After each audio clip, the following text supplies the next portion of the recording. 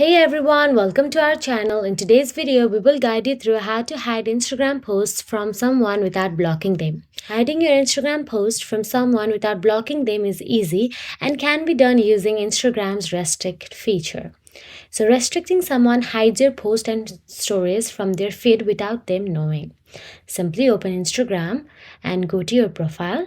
And once you're inside your profile, simply tap on the three dashboard option available in the top right corner.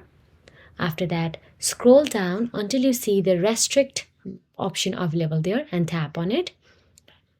Then continue with the process.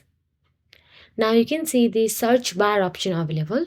Search the username you want to restrict and tap on the restrict option available right next to it. So what happens is they won't see when you are online or when you have read their messages. Your post might not appear also in their feeds as often. So that is it. If you found this video helpful, please like, share and subscribe, and thank you so much for watching.